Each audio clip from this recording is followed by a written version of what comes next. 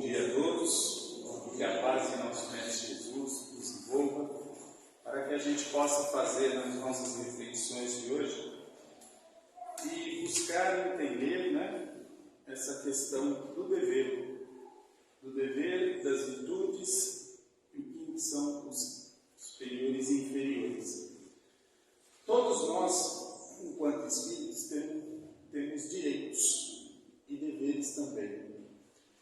Nós temos um direito fundamental, que é o direito à vida. E nenhum de nós tem o dever moral de atentar contra esse direito à vida. E para que a gente sobreviva, nós temos um direito também de possuir bens, de possuir meios para sobreviver. Então nós temos direito a trabalho, nós temos direito a ter casa, a ter os bens materiais da modernidade, tudo com a visão de proporcionar sobrevivência. E todos os bens que nós angariamos de forma honesta ou por uma atividade útil, que é o trabalho, nós temos esse direito de usufruir. E aí, quando entra na questão do dever, nós não vamos tratar aqui do dever como se fosse aquelas regras que a gente tem que seguir para determinada função ou profissão, ou os alunos têm os deveres de classe. Não é esta forma assim que seja como se fosse uma sequência lógica das coisas.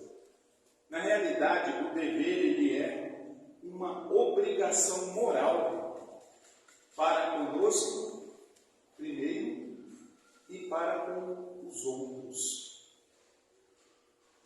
Todos nós, quando a gente reencarna, segundo Emmanuel, a cada reencarnação, a gente repete todo o processo evolutivo.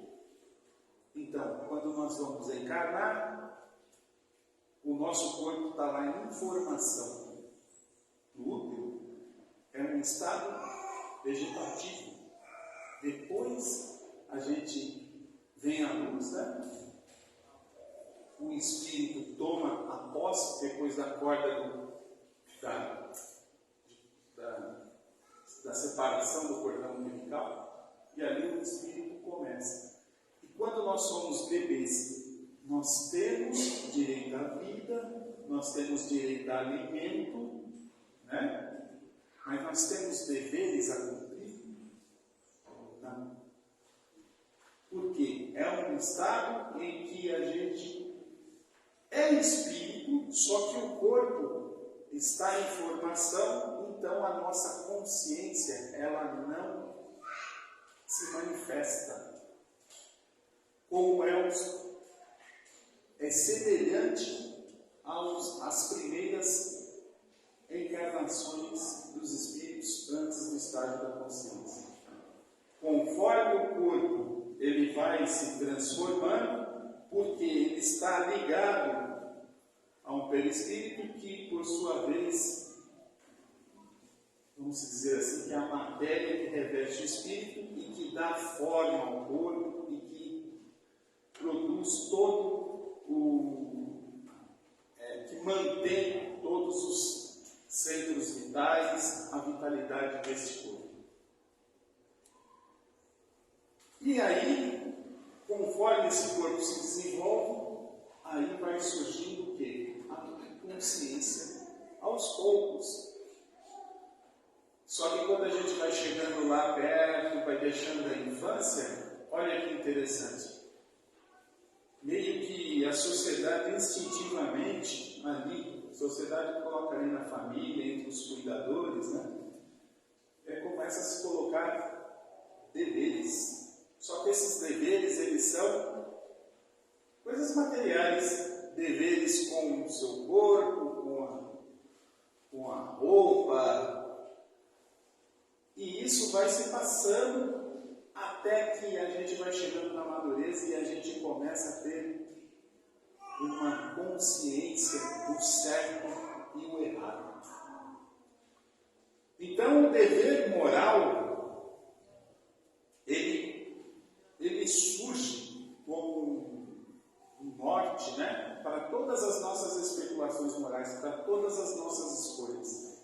Ele está atrelado à nossa consciência.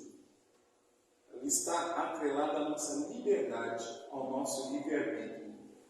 Porque assim, pensar, todo mundo é livre para pensar. Podemos pensar a hora no que queremos. O nosso pensamento ele não para, ele não cessa, não tem como. Nós, enquanto espíritos e aqui encarnados como seres humanos, ninguém consegue parar de pensar.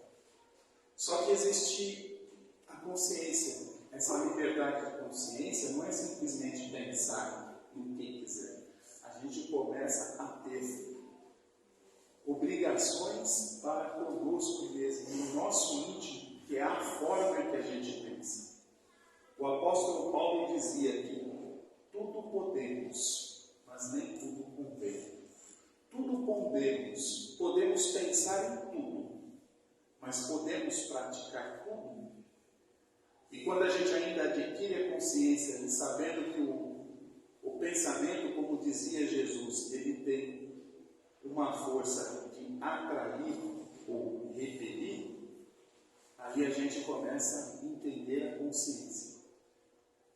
Às vezes a gente vai pensar algo, a gente começa a se policiar pelo pensamento. É ali que está surgindo o dever moral. Então a gente começa a praticar determinados comportamentos porque nós teremos a consequência. Para muitos se traduz em recompensa. Porque a gente encarnado, a gente pensa na recompensa.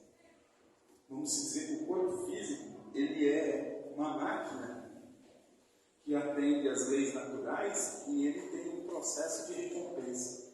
Então o corpo físico, ele influencia às vezes nas nossas decisões.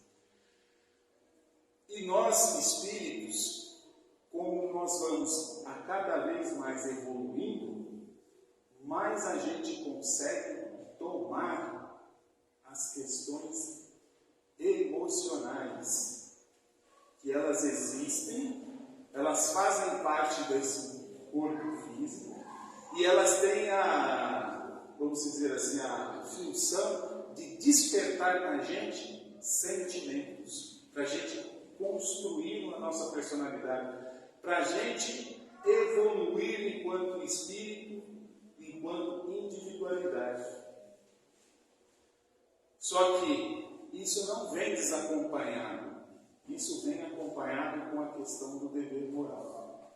Só que para as questões materiais, às vezes, ou quase sempre, nós temos esse dever que a gente tem de realizar as coisas pensando no bem, eles são sufocados pelos interesses transitórios, os interesses materiais, além daquilo que a gente precisa para sobreviver. E isso fica aqui ofuscado. E nós, ao invés de fazermos, a gente deixa de fazer. Porque às vezes a gente não enxerga a lei. Porque a gente está se colocando no presente simplesmente. Todo o nosso tempo aqui, enquanto espíritos, ele tem a parte que é o nosso passado, que a gente não altera, que tudo caminha progredindo sempre à frente. O passado reflete o nosso presente, só que é no presente que a gente consegue construir futuro. Futuro não existe. O futuro ele é a consequência do que a gente está fazendo agora. Nós temos uma projeção do que nós vamos fazer no futuro. Aqueles que possuem mais conhecimento, vamos dizer assim, eles sabem se a gente vai se dar bem ou se dará mal. Jesus, quando ele fazia seus ensinamentos, ele fazia com o quê? Com as lições que ele tinha no presente. Tudo o que acontecia ao seu redor, ele fazia lá em processo de parábola e passava o ensinamento visando o quê? O futuro, a vida futura. Então ele não condenava o passado de ninguém, também não condenava o presente, mas alertava das questões do futuro. Então tudo tinha a construção do reino do céu. Não era o reino do céu já construído. Ou ele falava, me acompanha que nós vamos até lá. Não tinha. É sempre para frente. Nunca tinha vistas para o passado. O passado é a missão. O presente é a ação. O futuro é a esperança. Então nós precisamos ter um dever da esperança. E a esperança ela começa a desenvolver em nós quando a gente começa, pela questão desses deveres morais bem cumpridos, a gente começa a desenvolver as virtudes. Paciência é uma virtude. E quando nós desenvolvemos virtudes, nós sofremos menos. O impaciente sofre, porque ele não tem o controle 100% do tempo do mundo inteiro. Ele sempre dependerá da escolha de alguém. Às vezes, ele necessita de algo que está aquém das suas forças. E ele vai precisar conviver com pessoas que não têm a mesma visão de tempo que a dele. Então, quando nós colocamos assim, o tempo para cada um é relativo. O tempo na matéria é cronometrado no relógio, no movimento do sol, da lua, e tranquilo. Isso é igual a todos. Porém, esse sentimento, que aí sim, nós enquanto espíritos, é o sentimento de se o tempo ele passa mais depressa ou mais devagar. Quando nós estamos numa situação de sofrimento, o tempo não passa. E isso, enquanto espírito, produz a sensação de que o sofrimento ele é eterno. E não é. Quando nós estamos numa situação de alegria, num estado de felicidade, de graça, passa rápido. A sensação é rápida, muito rápida. Porque isso são o sentimento que a gente desenvolve. Então, uma das situações mais interessantes é quando nós passamos a desenvolver a paciência, também nós começamos com isso, desenvolver a caridade para com a gente mesmo. O dever primeiro para conosco. Caridade para conosco mesmo. Depois para com os outros. Aí muita gente pode pensar, mas isso é egoísmo. Não, não é. Primeiro a gente precisa se estruturar. A gente não consegue ser caridoso se nós não possuímos esse sentimento de caridade. A gente só entrega, só exterioriza aquilo que nós somos, aquilo que nós somos capazes. Nós não conseguimos, por exemplo, ser capazes semelhante a Jesus, ainda. Ele deixou esse ensinamento do presente para o futuro. Mas deu uma dica, que nós somos pequenos deuses e podemos fazer muito mais que ele. Muitos podem imaginar que é o tempo que ele ficou pregando, 3 anos, ensinando. Mas vamos pensar da seguinte forma. Jesus, como um espírito superior, ele tinha o dever moral de ensinar aquilo que sabia. Só que Jesus consegue transformar a gente? Aí do ponto, não. Porque existe em nós a questão da liberdade. o dever moral de ensinar. Mas nós temos o dever moral de correr atrás, de entender.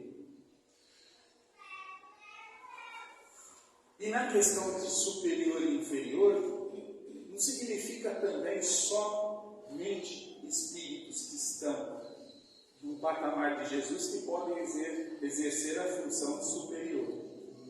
Não. Nós, enquanto prova, podemos estar nesta situação.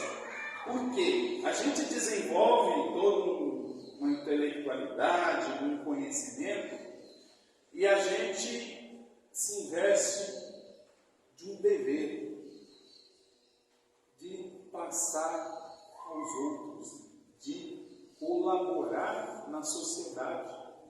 Então, quando se coloca no Evangelho a posição superior e inferior, às vezes é inatividade. Dá um exemplo para a gente fixar. Certa vez, no canteiro de obra de construção de prédio, né, você tem ali o pessoal que executa, pedreiro, servente, eletricista, carpinteiro. Tem aquele que está próximo a eles, o mestre. Você tem o engenheiro da execução. Você tem um arquiteto, que faz toda a questão até da arte. Ele tem uma visão de como que vai ficar, e fica igualzinho o desenho que ele fez. Né? Por quê? Porque na execução tem os parâmetros. E sempre tem aquele que é superior a todos, que responde por todo aquele empreendimento que conseguiu. Aí deu errado. Às vezes deu errado porque às vezes colocaram uma porta que é maior que bate até no vaso sanitário. E por quê? Porque aquele que estava incluído de supervisionar a execução não cumpriu o seu dever. E aquele que estava executando não cumpriu a tarefa porque também não perguntou. Então, chega um superior de todos e fala, por que deu errado? Ah, fulano não explicou. O outro fala, mas por que ele não explicou, você não perguntou? Porque assim, é engraçado, às vezes só aquele que está começando em toda a carreira, ele de repente leva toda a culpa. A gente tem até aquela brincadeira, né? Ah, foi um estagiário. Mas na realidade o estagiário já se diz, é o que menos sabe, mas ele também tem a obrigação de perguntar. Todos nós olhamos para o Evangelho, nós colocamos ele, Jesus disse, está dito. Só que olha que interessante, Jesus ele fala uma coisa, a gente interpreta, cada um interpreta conforme a nossa experiência de vida. É diferente. Por isso que a gente não ia falar de dever como se fosse na obra. Você viu que na obra você tem desenho, tem tudo. Você tem um manual de instrução para construir. Qual de nós saiu do ventre da mãe, junto saiu um manual de instruções? Não tem. Por isso que a construção das nossas virtudes, ou seja, da nossa felicidade, que virtude é agir conforme o bem. É individual e a cada um tem um tempo. O que nós não podemos nos furtar é o dever de buscar. E para isso, a gente tem o consolo, o esclarecimento. Enquanto encarnados, a gente necessita deste ambiente, para que nesses 30 minutos que nós passamos aqui dentro, contando com o tratamento 40 e poucos minutos, nós possamos se desconectar. Não é se desconectar, na realidade é conectar os nossos pensamentos à nossa consciência. Que pensar, a nossa máquina, o cérebro não é uma máquina. O espírito está ligado a ele, sinapses estão acontecendo para manter o corpo vivo, sem que a gente pense nisso. mas é uma questão de pensamento, mas é automático. Então o corpo reage e está lá, está funcionando. Uma vez sem o espírito ao corpo, o corpo perde a sua função vital, ele se decompõe. Então, nós enquanto espíritos encarnados, o nosso pensamento, mesmo sem saber, mantém esse corpo vivo. Mas aí quando o corpo está meio complicado, a gente recorre o quê? A um tratamento, que ele pode ser medicamento, ou ele pode ser uma questão de mudança de comportamento. Porque às vezes o tratamento é uma questão física. Nós temos um diagnóstico físico e a gente trata com remédio físico. Quando nós temos um diagnóstico que não é físico, não aparece nada, o que a gente é aconselhado a fazer? Procura um neurologista, um psicólogo, um psiquiatra, uma casa espírita. Aí o médico costuma perguntar: você tem religião? Porque existe a ajuda também nessas questões. Porque na realidade, quando a gente olha para a ciência, ela é puramente material. Mas aquele que conduz a medicina, ele também é um espírito. E no fundo, ele tem algumas intuições íntimas, né? Vamos dizer assim, que ele coloca para estudo. E eles estudam. Os nossos passes funcionam desde que ele tem uma estrutura para ser aplicada e ele tem a estrutura maior, que é aquela que Jesus disse: nós somos pequenos deuses. Porque nós temos essa capacidade com o apoio, mas o dever nosso de criar dentro de nós a esperança é nossa. Porque se não fosse assim, tudo seria resolvido. Quando Jesus ele empunhava as mãos na cabeça de alguém e dizia: vá, mas ele sempre falava, como o caso daquela mulher que ia ser apedrejada, ele falou: vá, mas aí ele falou para ela: mas não peca mais, para coisa que pior não te aconteça. Esse pior que não te aconteça é uma questão que ela já tomou consciência de alguns problemas que levaram a ela àquela situação. E ela estava em um estado de aflição. Ela ia ser condenada por um erro que todos ali também praticavam. Só que aí vem ali, colocou-se a pedra naquele passado. A pedra, mas não o esquecimento. Se tornou um ensinamento. Caso aquilo se aconteça novamente, pensa bem. A nossa consciência nos cobrará em dobro. Por isso que se diz: ao espírito que tem muito, será cobrado muito. Mas de quem será? Quem cobrará? A nossa própria consciência. O nosso próprio dever moral. Todos nós sabemos, nesse estágio, até certo ponto, né? O bem e o mal. A gente sabe distinguir isso, né, gente? O nosso dever moral, ele começa onde a gente ameaça a tranquilidade e a felicidade do próximo. E ele termina quando a gente não deseja que a nossa felicidade e a nossa tranquilidade seja ameaçada. A gente tem noção disso. A gente sabe a situação que a gente se sente humilhado. A gente sabe a nossa fraqueza. A gente, às vezes, a gente precisa pensar, né? Ontem, até conversando, né? E aí vem aquela questão do silêncio.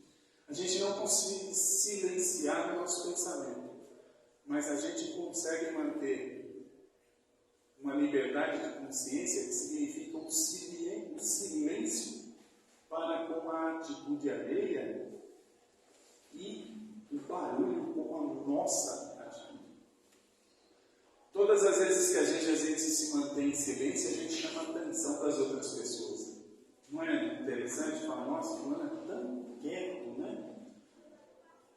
Agora, quando a gente abre a boca e não conecta com a consciência, ou simplesmente fala o que pensa, que a gente tem essa liberdade de pensar no que quiser, aí as pessoas escolhem e falam, nossa, mas poderia ter ficado perto. E é engraçado que todas as vezes os problemas que nós passamos hoje foi um momento que a gente não ficou quieto. Ou seja, não é quieto de não falar, é conectar a consciência, o sentimento, a razão. Que a consciência, ela é essa razão. Razão é pensar, razão não é a gente descobrir o que é como o universo funciona, não é isso? E nós, dever para conosco, depois para com o próximo. Quando a gente pensa e a gente tem aquela régua que diz, isso não é legal. Olha, observar, se eu falar determinada coisa em determinado ambiente, às vezes a gente já sabe que de repente vai ser mal interpretado. Se a gente não tem habilidade, e a gente precisa se conhecer das nossas habilidades, a gente fica em silêncio. Se a gente não puder ajudar, a gente fica em silêncio. O problema é quando a gente sabe aonde, e aí esse dever de sair do silêncio, às vezes ele é neutralizado pelos interesses pessoais. Ou seja, deixamos de desenvolver as virtudes para ainda continuar nas questões dos nossos defeitos, que são o egoísmo e o orgulho. Então, todos tenham um bom domingo, todos fiquem em paz e até uma próxima oportunidade.